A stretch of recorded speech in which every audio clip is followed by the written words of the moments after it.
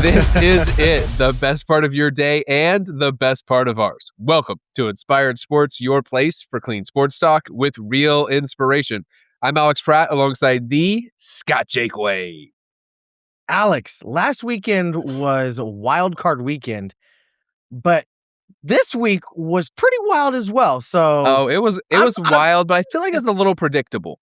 I feel it's just it was it's a a little little predictable predictable. because I don't know. You and I were talking about who we thought would win, and I I predicted all four winners. If I do, is that what happened? yeah, you Such a did. predictable weekend. I mean, for other people, they may have found it shocking, but for me, it was very predictable.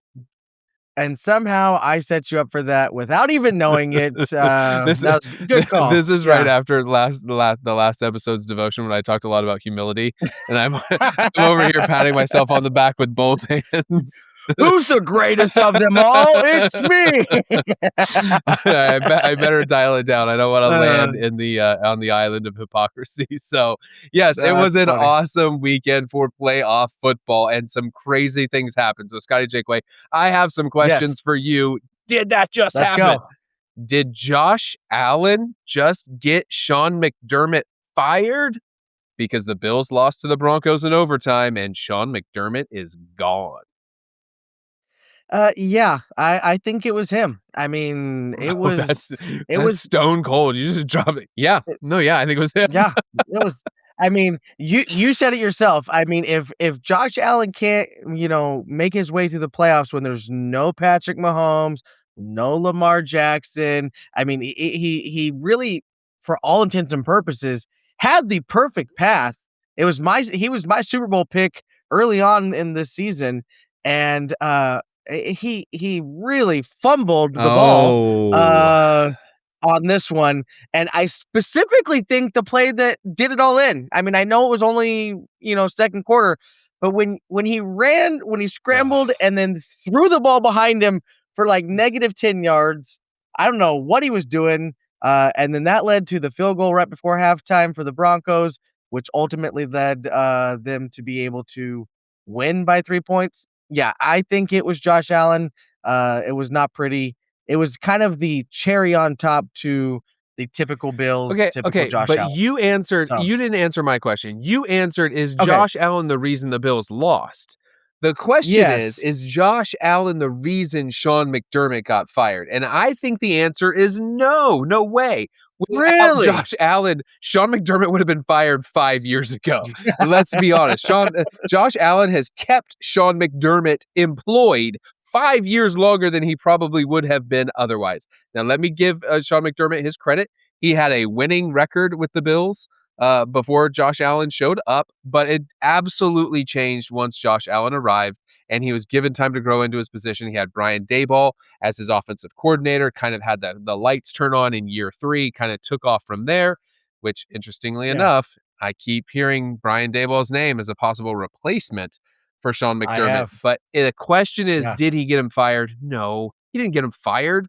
Sean McDermott got himself fired, okay? You cannot lose the way that they lost to the Broncos, especially when your signature thing is being a defensive coach and you give up 30 points to the Denver Broncos. You've got to be able to deliver in the playoffs something that makes it look like, and the Denver defense didn't, I'm sorry, the Buffalo Bills defense didn't look great. So it's like, why are we No. keeping him around? He's not involved in the offense. Josh Allen isn't excelling because of our head coach, and now our defense isn't holding up its end of the bargain. I think Sean McDermott's time had just come to the end. Sometimes your time comes to the end. He'd been there 9 years. But Yeah. I'd like to speak to one last thing, and that is what you said. He had the perfect path. You and I were onto this early. We said there's going to be trouble Yep. if the Bills don't at least make the Super Bowl because there is no Mahomes, no Lamar, and no Burrow in the playoffs waiting for them, Burrow. right? Yeah. Totally. I think a lot of people got on that train after us, but everyone got on that train. However, I'd like to point out that Josh Allen was unable to even make the conference championship with no Lamar, no Mahomes, and no Burrow.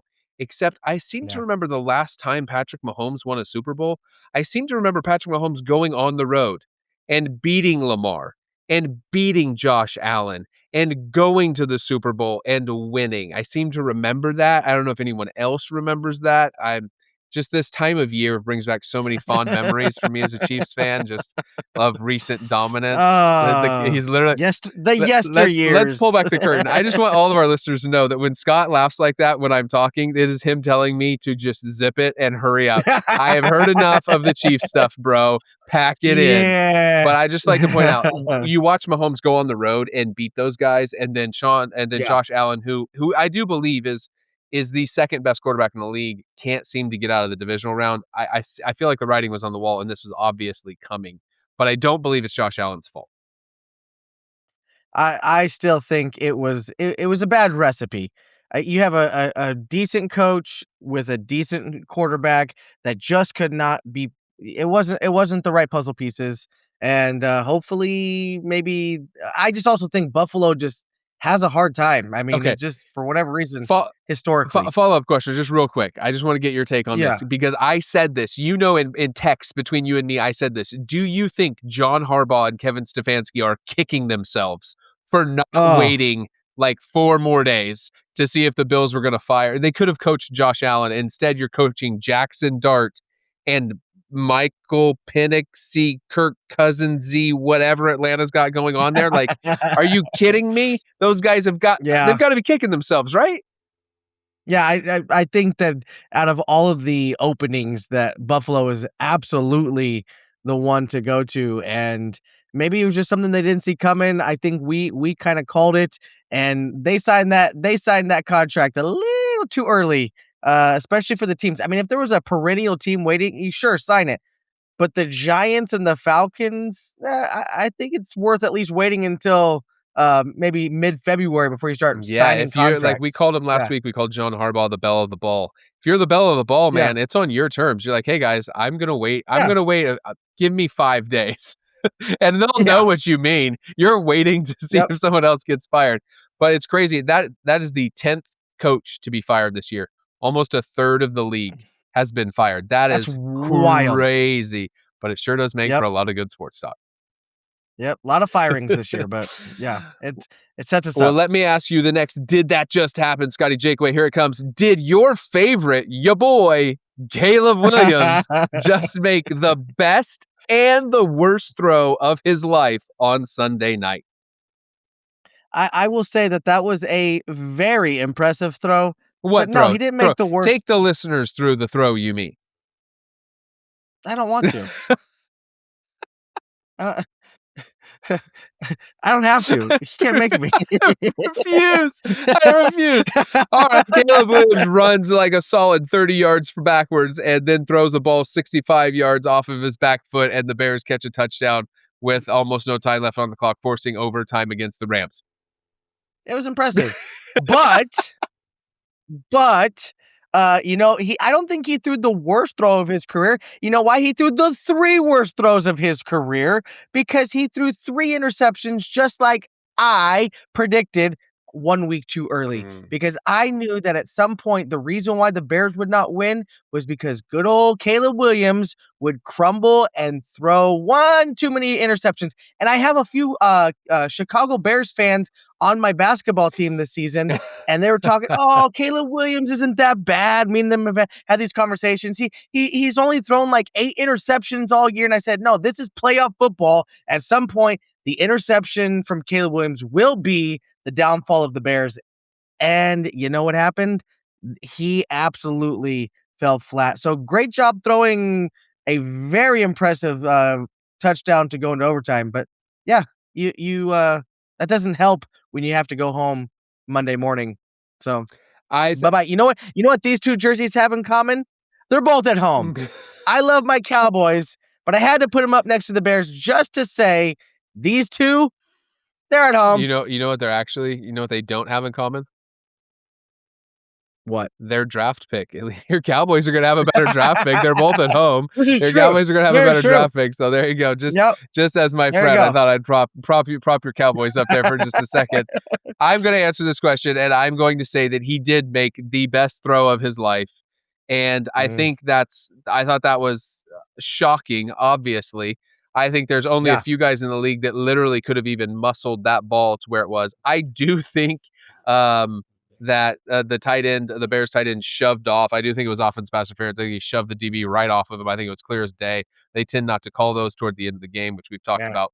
But ultimately, like you said, the Bears lost in overtime because Caleb Williams made a bad decision and a bad throw. So my answer is yes. It was the best throw of his career, and it was also the worst throw of his career because they were marching down the field for a field goal, and he went for like a 40-yard gain that put the ball in danger when he could have just kept charging. And they were only Yeah. roughly 30 to 35 yards outside of field goal range. They had more opportunities. He was acting as if it was fourth down and he needed to get it all, or the clock was running out and he needed to get it all in one chunk. But I think that's who Caleb Williams is. And I think the sooner Chicago Bears fans admit that fact, that there are going to be some Yep. supremely high highs and there are going to be some absolutely gutting lows. That's what Yeah. you've signed up for with Caleb Williams. You're not going to get a model of consistency. And I have a comparison for you because I think comparisons are fun and they kind of get good reactions from people. So I don't know if you'll agree with this one, but I actually think that Caleb Williams is a lot like Jay Cutler, a former Oh, yeah. Chicago Bears quarterback I could see who that. in one quarter has arm talent that you'll see him unload and you'll be like, that guy might be the best quarterback in the league. And then by the fourth quarter, he has thrown 3 interceptions, ruined 3 drives, pouted and cried about it, walking off the field, blamed everyone else, has a bad attitude, bad body language, which he Yep. all shares in common with so far young Caleb Williams. Maybe he'll grow out of that, but I think essentially the Bears don't realize they have signed up for Jay Cutler 2.0. And I think they're going to realize it. And I think Ben Johnson has been able to hide a lot of those things this year. But Right. ultimately, his completion percentage is what I think for the game, it was right at or just under 50%.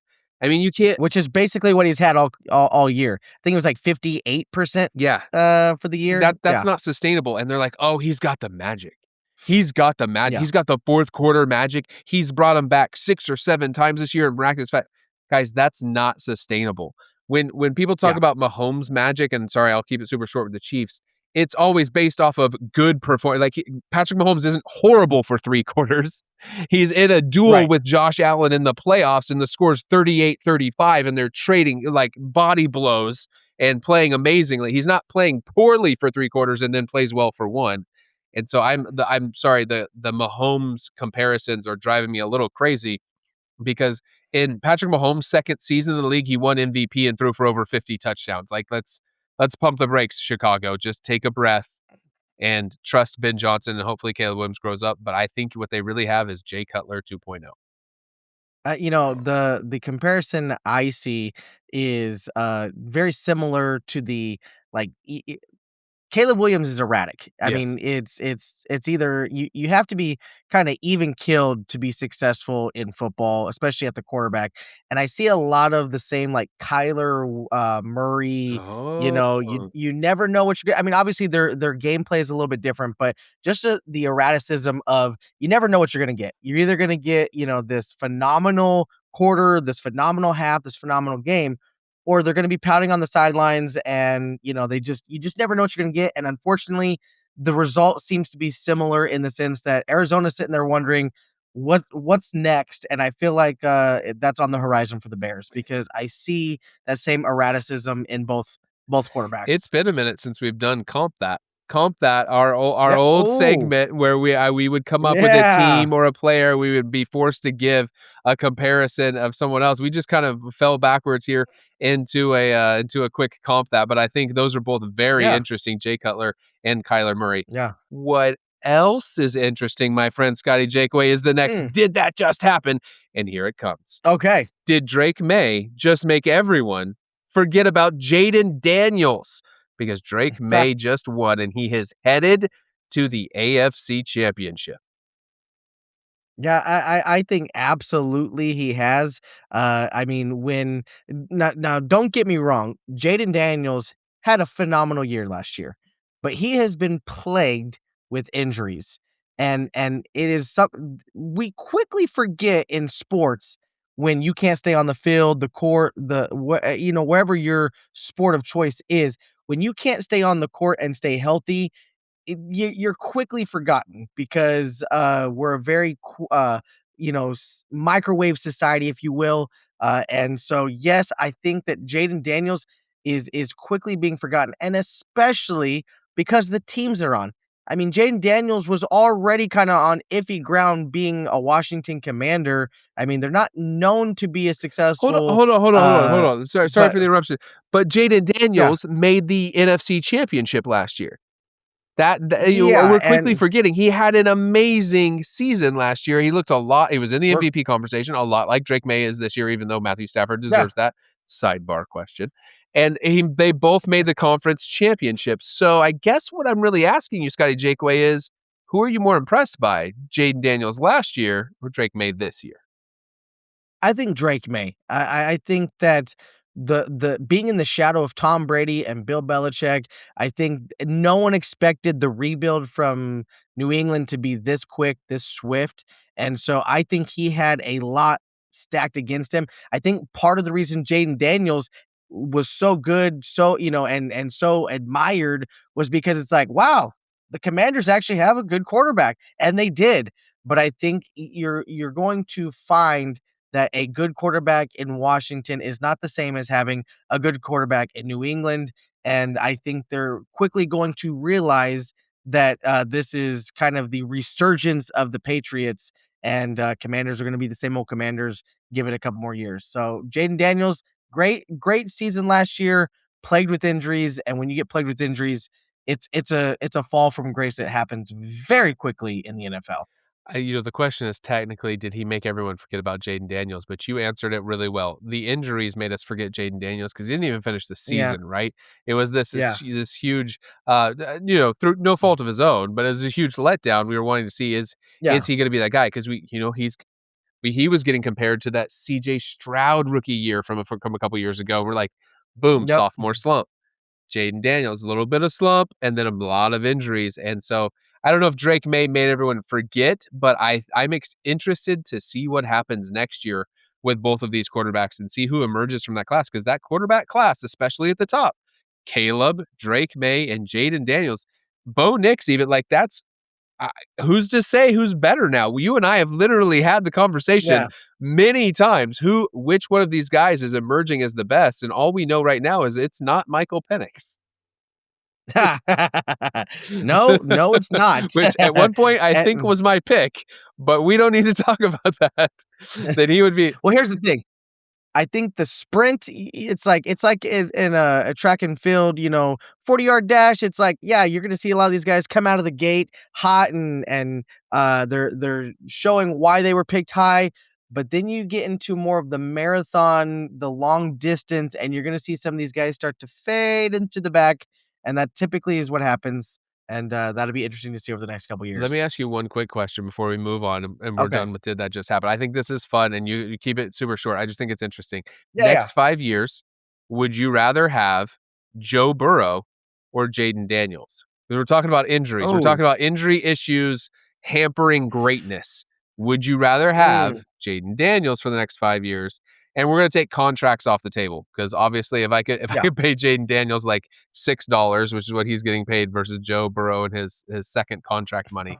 We'll leave that aside. Just based on projected play, Joe Burrow, Jaden Daniels.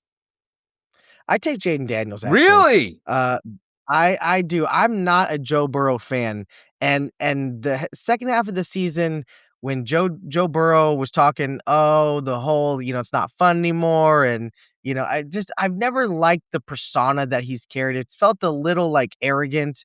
And the early on success kind of helped boost that, but when you really begin to see the true colors when things begin to fade a little bit or you're injured, and Jayden Daniels for all intents and purposes, has just kind of kept his head down, rehabbed, and I feel like over the next 5 years, that's going to keep him in talk of being a decent or great quarterback.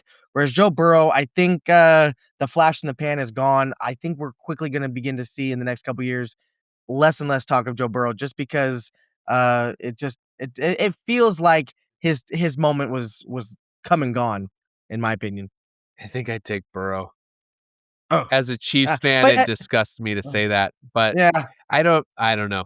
Maybe a topic for another time, just a quick one, throwing it's that one out there real it's fast. honestly, it's one of those, like, pick your poison kinda Ah, situations. yes, that's fun. Speaking of which, what better second segment of the podcast than pick your Pick your poison? poison.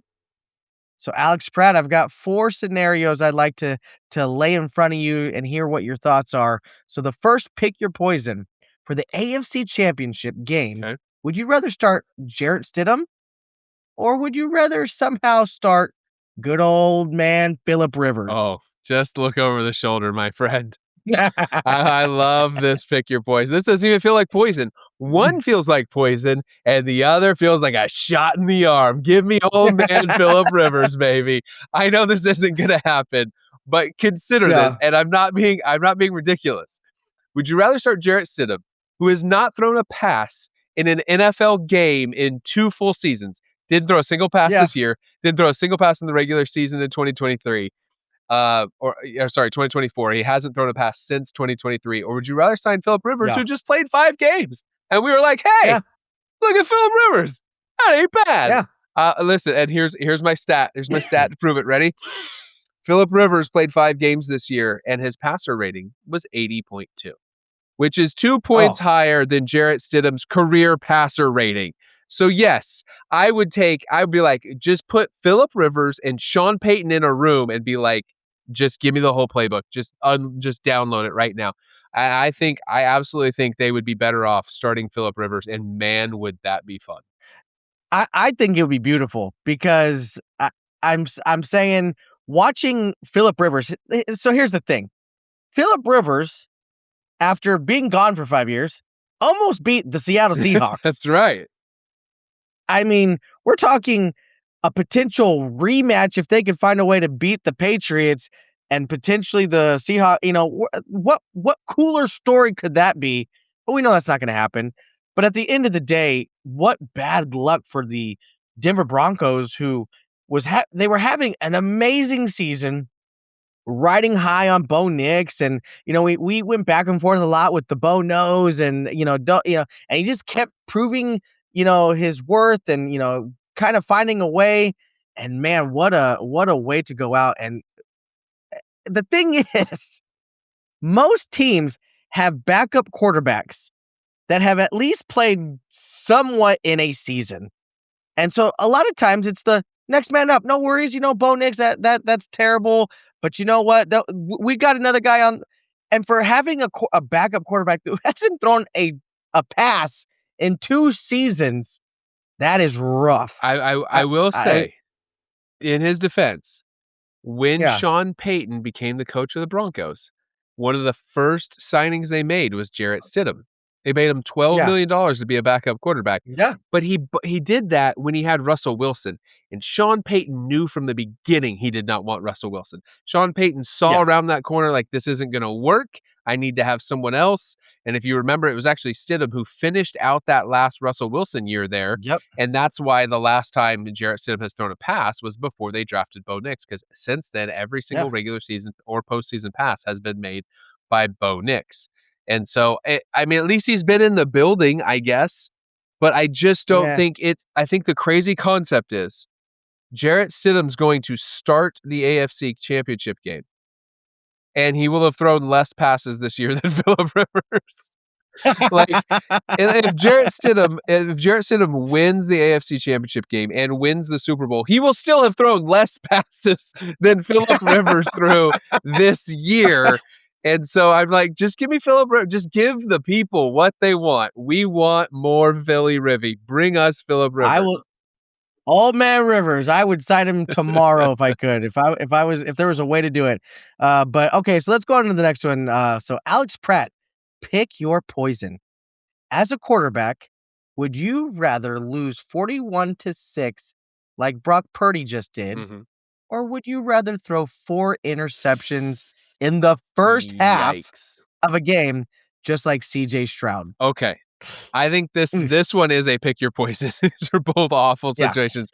The yeah. Seattle Seahawks 49ers game got out of hand very quickly. I mean, Rashid Shaheed returned the opening kickoff. I mean, he went full Devin Hester. It wasn't the Super Bowl, but it was awful close. And he just returned Yeah. the opening kickoff against them.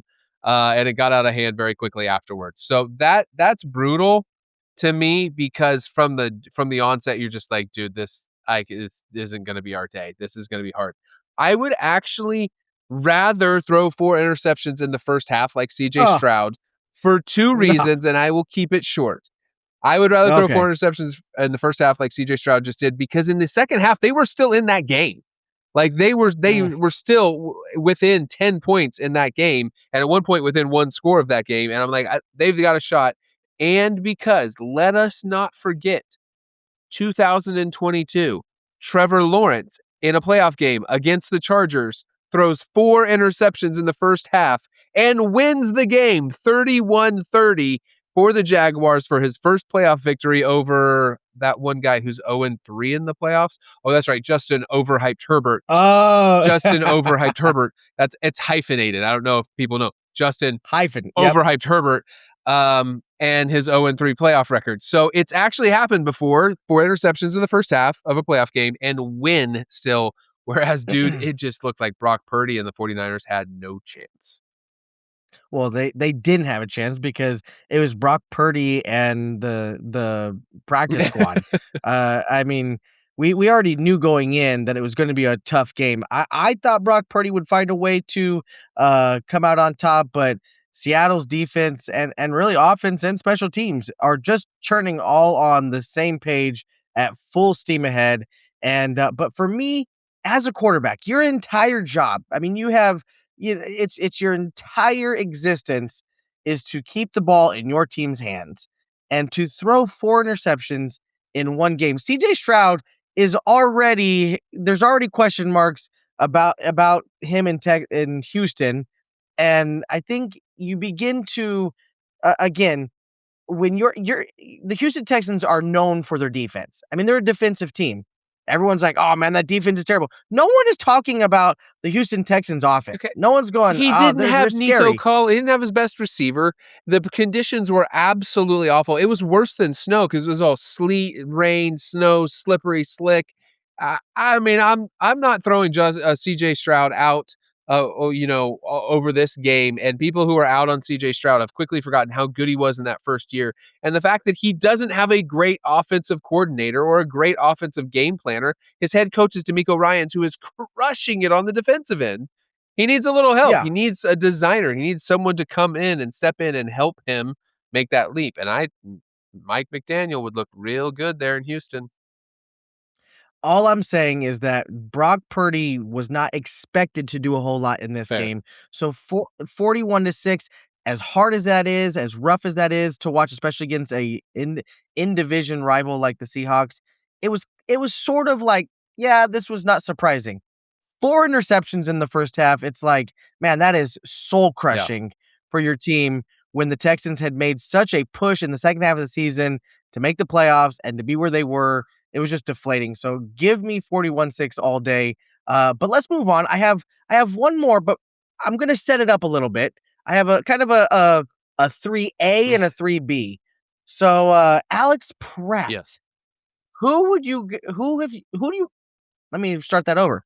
Alex Pratt, who you've got this weekend? The Rams or the Seahawks? Just quickly, Oh, winner of just a the very quick NFC answer. Championship, headed to the Super Bowl. You know me. Yeah, That's going to be the Rams. I called it before the playoffs yeah. started. I said the Rams will be the NFC's representation in the Super Bowl. I mean, I thought that was the case. That's why I kind of set it up this way. But I have the Seahawks because I haven't believed in the Rams all year. So why start now? You're going to bet on Sam You know, Darnold. You're going to bet on there's going to be a whole lot of Darnolding happening on Sunday, but go ahead. Go ahead. I'm saying he looked pretty solid on Sunday. I think he's gonna do just fine against the Rams. But here, let's ask the real question because I kind of set that up. I figured that might be the case. So Alex Pratt, pick your Okay. poison. If you were forced to sit down for 3.5 hours and rewatch 2 previous Super Bowls, would you rather rewatch the Patriots beat your Rams in 2019 by the score of 13-6 in what's best known as the Boring Bowl? I remember. Or would you rather be forced to rewatch the Patriots beat the Seahawks in Uh, 2015 when Russell Wilson throws a game-losing pick instead of running it at the 1-yard line? But I'll hold off on that until a moment when you've had your answer. I think So which one do you I got? think my answer might be a bit surprising. I would rather watch the Seahawks game. And I would rather Oh, watch the Seahawks game because the game itself was interesting. The game uh, itself had this back and forth feel. It had the drama of the last moment. It had what might be one of the worst decisions by a coach at a Super Bowl of all time. But I do not want to watch the boring bowl ever again. I don't want to watch Bill Belichick's defensive masterclass against Sean McVay and what was an extremely high flying Rams offense, because I kept watching that game going, dude, they have 13 points. They have 13 points. This is the Rams team. Jared Goff was still there. This is the Rams team that was lighting up the league. That, like, I believe that was the year they played the Chiefs on Monday night and they outdueled the Chiefs, but both teams had over 50 points. It was wild. Like, they were an insane offense. And Bill Belichick absolutely shut them down. You just need a touchdown. You just need a touchdown. You just need a touchdown, and it just never came. And to me, that's worse than the back and forth of the Seattle game that ends in a terrible way. we have different answers, but for similar reasons. Because I'm watching the Boring Bowl all day long. Because if I have to rewatch Pete Carroll and Russell Wilson decide to pass the ball on the 1-yard line when you have the insanely scary Marshawn Beast Lynch mode. as your running back. He has the name Beast Mode for a reason. And you were on the 1-yard line. And I don't know what you were thinking when you were like, "Hey, we need 3 feet." I know, let's give it to the Russell Wilson to throw an interception compared to the beast mode, which I mean, come on. Yeah. That was so infuriating to watch. And I don't think I've watched it since because it's I hate it. I'm not even a Seahawks fan, but it was just so infuriating to watch. You had the opportunity to beat Tom Brady and the Patriots, and you go and do something like that. I don't want to watch that ever again. So give me the boring bowl. I love watching the Rams lose. As much as I'm not a huge Patriots fan, I also think it's going to be a great job whether they played the Patriots or the Rams. I would love to see it again. We So both go, kinda buried the lead here. We're yeah. operating as if the Broncos have no chance this Sunday, and the Patriots are gonna roll right into the Super Bowl, which is what I believe. Crazier things have happened, but yes, this premise Yeah. is set up on the fact that because of Jarrett Stidham, because of the backup quarterback situation, the Patriots are gonna win this Sunday, and we're gonna be seeing a rematch of the Super Bowl that we've seen in the last 10 years. We're either gonna see the Patriots and the Rams or the Patriots and the Seahawks, and so, either way, I think both of those, uh, without Tom Brady would be, a much better watch than the first time. But I'd like to say this. Have you thought about this fact super fast? And then we'll be done here with Pick Your Poison. If the Seahawks had run the ball with Marshawn Lynch and they had scored that touchdown and they had beaten the Patriots, do you realize that Seahawks team would have beaten both Tom Brady and Peyton Manning in a Super Bowl? Oh They would have wow. had 2 No. Super Bowl wins, that Legion of Boom, that Russell Wilson, that Marshawn Lynch, that team would have had 2 wins over what would have been considered the Wow. 2 best quarterbacks of that era. They would have gone down as an all-time team. Instead, Pete Carroll makes a bad decision, followed up by an even worse decision by Russell Wilson, and all of a sudden you go down, and that's what people remember more. If you remember, they dismantled Peyton Manning and the Broncos in the Super Bowl, They did. and Yep. instead, all people remember is you didn't give the ball to Marshawn Lynch. So I think that's Yeah. interesting. I think it's crazy, but I think this Super Bowl will be a better watch than either of those. But what would be an even better watch is watching my friend Scotty Jakeway right now, bringing inspiring and encouraging biblical devotion. Scotty Jakeway, take it away. Thank you, Alex. We've talked about it the last couple episodes uh, about coaches and getting fired and seeing their careers end. And As I began to put this devotion together, I thought, what a better way to, example to talk about when life feels like we've been fired. And so tonight's episode or tonight's devotion, I've labeled it just simply fired, but I put the subtitle, when one team is done, God is still building something better. You see, the NFL is ruthless with timing. A coach can spend years building relationships and developing players, drafting players, pouring everything into a locker room, and then one off-season meeting happens and it's over. You're fired. They're going in a new direction. They're cleaning. They're wanting to start with a clean slate. And what's interesting is this: for many coaches, getting fired is not the end of their story. They're done with one team, but not done being a coach. Another organization calls, another opportunity opens. We've seen this already this offseason. Coaches, we just talked about it tonight. Did this coach or that coach sign the contract with the new team just a little too early? But there's always that next, or many times there's that next opportunity, a new roster, a new organization, a new culture, a new chance. And that's the picture that I want us to sit on for tonight. Because spiritually, many of us struggle not just with being fired, but with what we leave behind when that happens. When you're fired, you don't just lose a role, you lose the people around you. Here's what doesn't get talked about enough. When a coach is fired, they don't just lose the headset, they lose their guys. They lose the players that they've drafted. They lose those locker room relationships. They lose the ones that believed in them and they believed in the players. They lose the ones that they fought for. And that's often, I think, the hardest part when a coach gets fired. Not the title, but the people. And spiritually, this is where many of us get stuck. When God moves us, redirects us, or closes a door, we keep looking back at the old team, the old relationships, the old environments, the old seasons, the old versions of ourselves. And we start thinking, I don't know if what's next could ever be as good as what I've had. But here's the truth that we forget.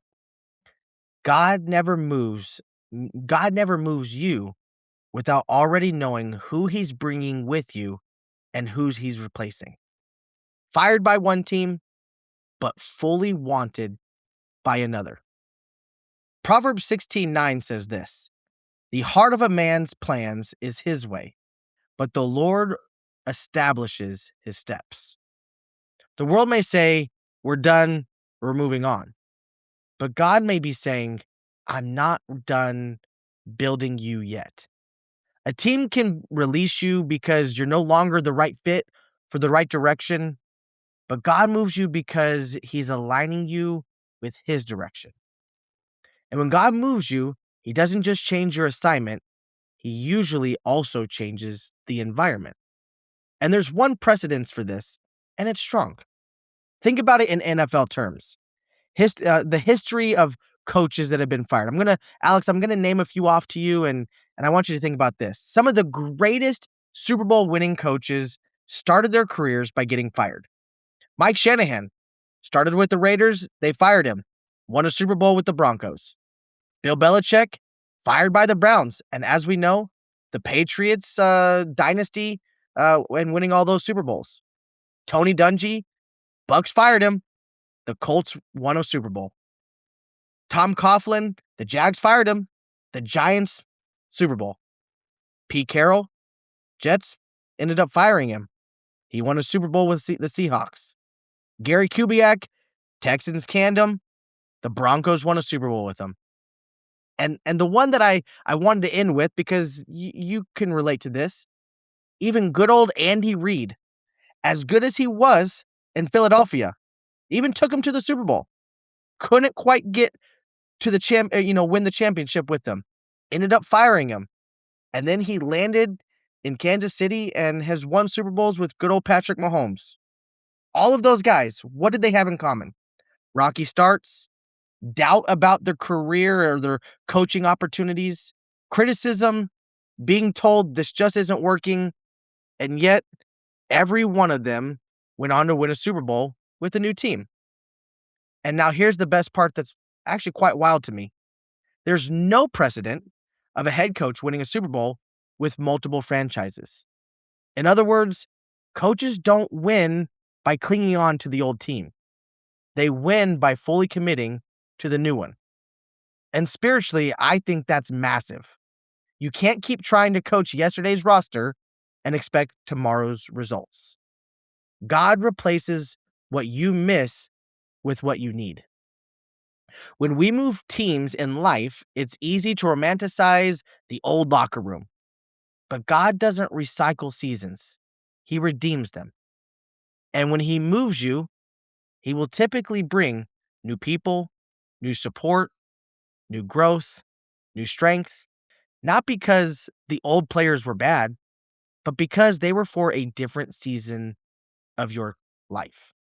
Romans 11:29 says, "For the gifts and the callings of God are irrevocable." Your callings don't get canceled. It gets repositioned. The firing that you go through is preparation.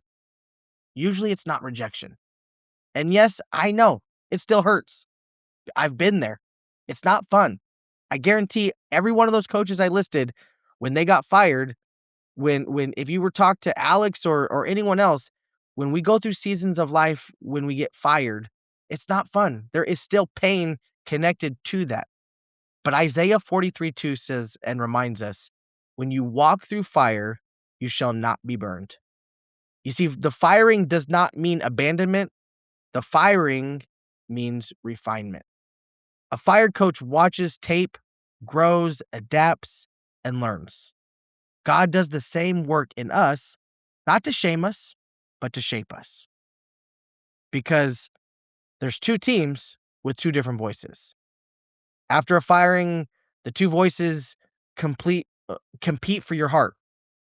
The world in this case for you would be you've lost everything, you're replaceable, you've peaked, there's nothing else for you.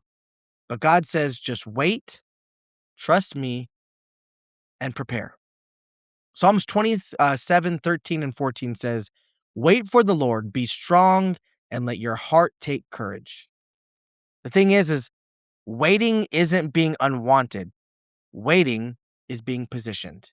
And when God assembles a new roster around you, it's never accidental. So if you've ever been fired, literally or figuratively, let me say this, and I hope you can hear this clearly. You may miss the old team. You may miss the old players. You may miss the old season. But God is building something new, and He's better at roster reconstruction than you are. What the world releases, God often redeploys. What you lose, God replaces. And what feels like the end may be the very thing that sets you up for the best season you've ever had. Not with the same people, not in the same place, but under the same faithful God. And Scott, that is so relatable. I love how you said whether you've been fired literally or figuratively, because it doesn't Yeah. matter. It doesn't take long in this Mm. life, especially. I know we have some young listeners, but we also have Yeah. listeners who are adults and have many years of wisdom. There are seasons where you feel fired, and that season you end up looking back and longing for that. And that's when we put our trust in the Lord to know He is setting up the next season and He's Yeah. reconstructing things and rebuilding not just our next season, but ourselves, like you said. Yeah. Man, you could not have said it better. What a great reminder. What a great challenge to know that we can put our trust in the Lord and His plans for us. And we want you to know also that we appreciate you and everyone who listens here at Inspired Sports each and every week. We're not Yeah. done yet. We're not done with Yes. this season. We've got the conference championship game, Yeah. so we'll be back recording again next Monday night, available to you on Tuesday, all the way through the March through the Super Bowl. So thank you for listening with us. thank you for enjoying Inspire Sports and telling everyone else that you know about this incredible podcast in which you can find clean sports talk with real inspiration.